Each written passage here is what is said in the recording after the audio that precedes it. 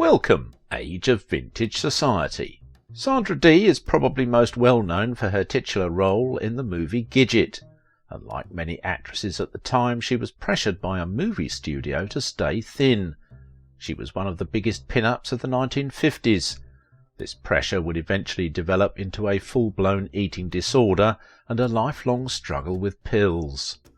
Sandra Dee and Bobby Darin were desperately in love, but their marriage was tragically cut short. How Sandra Dee's overprotective mother ruined her life. Make sure to watch the video until the end and leave your thoughts in the comments. If you are new here, join our wonderful community by subscribing to the Age of Vintage channel. Sandra Dee, a lifetime full of heartbreak. For a generation, those words evoke memories of a happier, more innocent time, when Bobby Darin electrified America and Sandra Dee was everybody's sweetheart. When they became husband and wife, the marriage looked like the picture-perfect culmination of an American dream. But was it? The love story of the 60s teenage idol Sandra Dee and musician Bobby Darin is full of bleeding hearts. He did everything to be with her and managed to make it work, but fate was not on their side. They seemed like the perfect mid-century match, but looks can be deceiving. Sunny, sophisticated Sandra Dee, the precocious star of classics including Gidget, A Summer Place, and Imitation of Life, was the Eisenhower era's ideal teen. Bobby Darin was an electric singer, performer and producer whose iconic songs included Beyond the Sea and Mac the Knife. Together they seemed like America's perfect young couple. There are two heartbreaking moments in Sandra Dee's life, and both revolved around persons she has loved the most, Bobby Darin and their son Dodd. But their golden public personas masked dark reservoirs of private pain, as their son, Dodd Darin, shared. Together, my parents embodied a dream of what one could be, or have, or marry. Dream Lovers is about two people whose childhoods were cruelly twisted by forces they could not control. It is the record of my search for the truth about my parents as people, so that I can accept them, separate from them, and have my own life as Dodd Darin. Sandra Dee and Bobby Darin are husband and wife in private life, who represent, in some quarters, the epitome of American young marrieds. But the match made in publicists' paradise was soon on the rocks. Sandra Duvin was the sweet, wispy-thin teenage model from New Jersey who seemed to rise to fame without effort. But Sandra had her own dark secrets, a lifelong obsession with food and dieting, and sexual abuse at the hands of her stepfather. At 16 she had never been kissed, and found herself in love with 24-year-old Bobby Darin. Bobby's career was still rising as he restlessly reinvented himself from a pop crooner to an acclaimed actor, music producer and blockbuster nightclub performer. 12 years later, Bobby was dead. Sandy was beginning a life as a Hollywood shut-in, and America was changed forever. When Sandra Dee met the singer, she was already a megastar in her teens. She had already graced such airy confections as Gidget and A Summer Place, when she met singer Darin on the set of Come September 3 months earlier.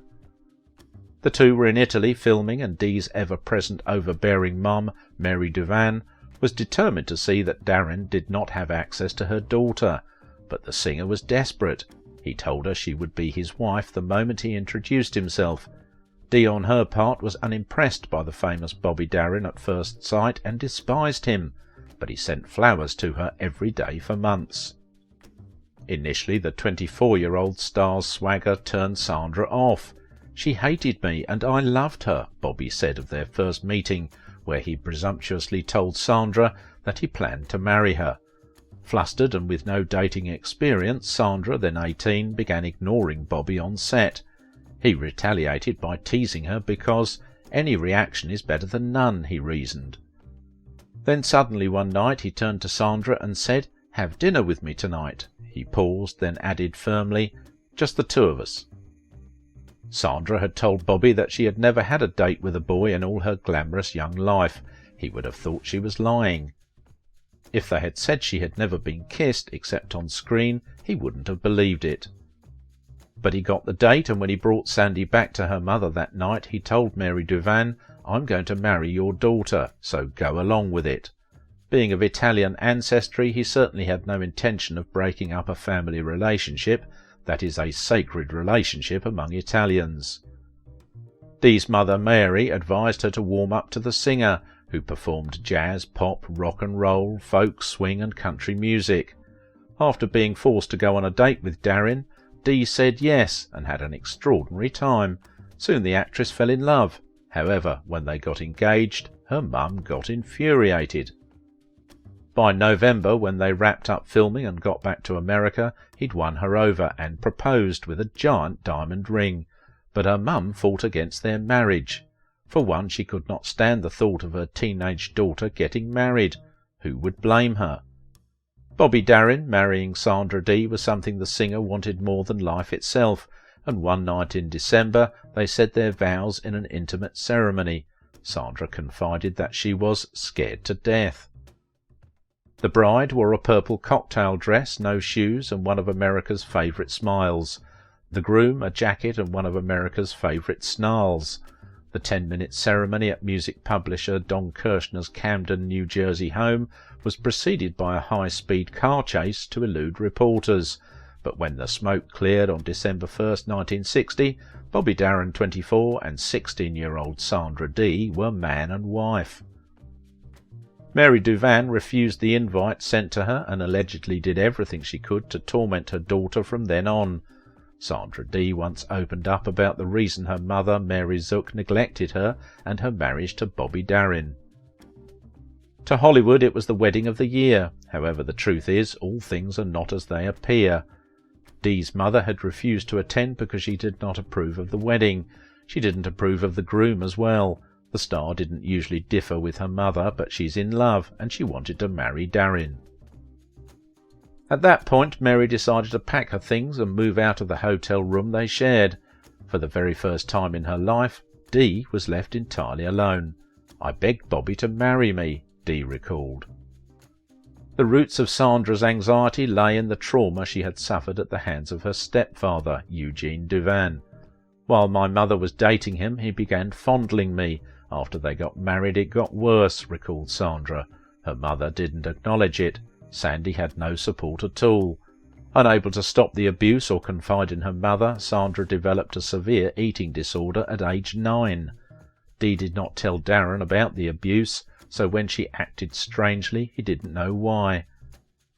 In that conversation we got talking about virginity. He looked at me, just the two of us in the room, and said, "Everybody thinks it was a great relationship. After we got married, I never went to bed with Sandra for the first 3 weeks. She wouldn't let me near her. I had to take it slow." And then he alluded to the fact that it was not an easy sexual relationship to have with her. It was not Sandra's virginity or her real personality that made it so difficult for her and made her so difficult for Bobby. Bobby, meanwhile, remained oblivious to his wife's secret pain as he struggled with his own demons. He had mood swings and was always in a hurry.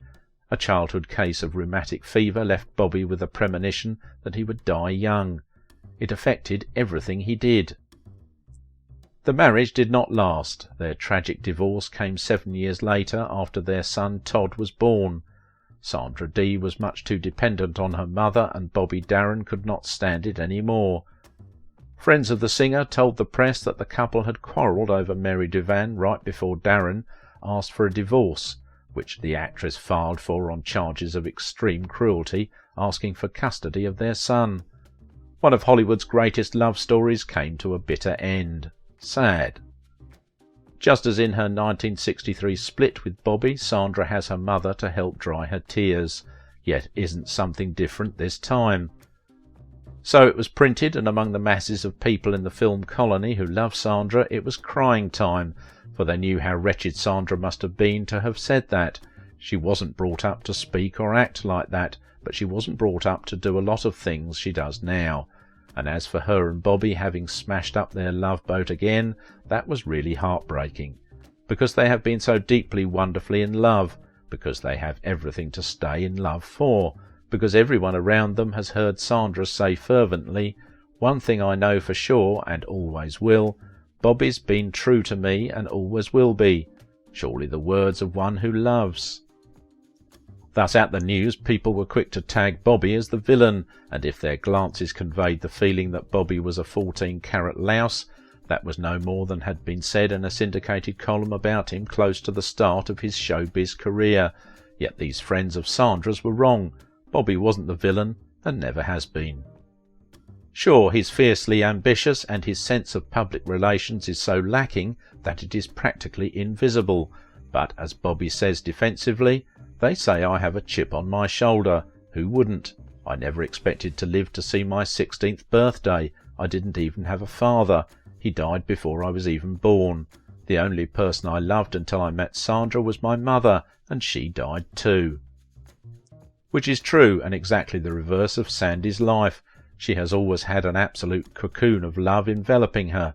Her adoring mother was so devoted to her that when Sandy entered kindergarten, her mother used to stand outside the school door, sobbing because they were separated. Mrs. Duvan, Sandy's mother, is a delightful, intelligent woman, and perhaps her only weakness is in treating her lovely daughter like a goddess. She isn't a typical stage mother interfering with Sandra's career. It was she who first encouraged Bobby's courting Sandra back in Rome in 1960 when the two first met.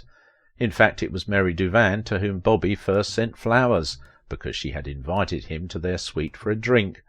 All the mother in her sensed the loneliness in his standoffish, in his reserved manner. Nobody is denying that Bobby was arrogant in 1960, not even Bobby. He was then this slum kid who had to bring himself up, making $5,000 a day. He was so bold and brassy that people wanted to sock him, but how do you sock that kind of success? When Bobby and Sandy's son was born exactly a year after their wedding, he showed his family feeling by yelling jealously, "We're a family and I'm 18 feet tall," and maybe by way of proving it, he then forbade Sandra's allowing the baby to be photographed by news photographers or spoken about to reporters. Not, of course, that that edict of Bobby's had anything to do with their marriage breakup. What has really always been lurking behind their courtship problem, their marriage troubles, and their present split is the way Sandra had been brought up by her mother. It is Mary Duvan who is the woman behind the trouble, even though she was only trying to do what was best for her daughter. Because of Sandra's beauty, her lovely long-legged figure, and the way her mother dressed her, Sandy became a model at 12, a movie star at 14. As a model she averaged $40,000 a year. As 14-year-old movie star, twice that. Once she got to Universal, where Ross Hunter became a second father to her, the adoring atmosphere in which she had grown up was simply intensified. Her producer, hairdressers, make-up people, one particularly wonderful publicity woman, all became further worshippers. After the birth of their son, Sandra's doctor prescribed amphetamines to help her deal with exhaustion. "I zipped through the day, and the only thing that would bring me down was a drink," said Sandra, who developed a pill and alcohol dependency that led to the end of her marriage. The doe-eyed starlet secretly bore the scars of a terrible childhood. She later would claim that her mother force-fed her. In marriage, Dee found peace still elusive. The tedium of night-clubbing and the rigours of movie-making and motherhood led to a seesaw mix of booze and speed. Meanwhile, Darin, propelled by the success of Mac the Knife, chased superstardom at the expense of all else, including his marriage. He even refused to visit his wife on set. If it didn't involve his career, no, said Dee. Darin's drive, cold-hearted as it seemed, was fuelled by a weak heart, a result of childhood bouts with rheumatic fever. As Dodd Darin writes in Dream Lovers, a newly published account of his family, "My dad knew his life would be short, so he wanted to do it all before he died. Darin's ambition led to divorce. I just couldn't keep up," Dee said.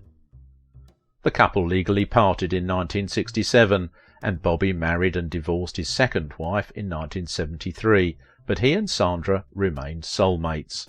"We even lived together after the divorce," Sandra said. She was at her ex-husband's bedside as he battled the heart ailments that ended his life in 1973 at age 37.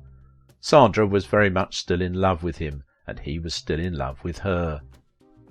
Mary disclosed to her companions that Darin was too old for Dee, and Dee was too young for marriage to anybody. Sandy had literally never been alone in her whole life until she met Bobby. Her mother was always there, always praising and always waiting upon her child, hand and foot. The mend from decades of eating disorders and alcoholism will soon plug her own fragrance line of infomercials. It could be popular. In 1991 she appeared in an LA stage production of Love Letters and was greeted by a 5-minute standing ovation, proving once again that some people never forget their first sweetheart. In 2005, Dee passed away from complications caused by kidney disease brought on by a lifelong struggle with anorexia, at the age of 62.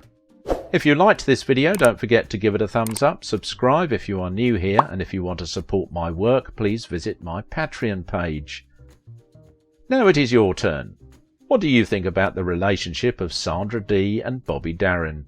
Sandra Dee was a lovely, shy young girl who obviously had led a sheltered life, and this whole thing to her was brand new.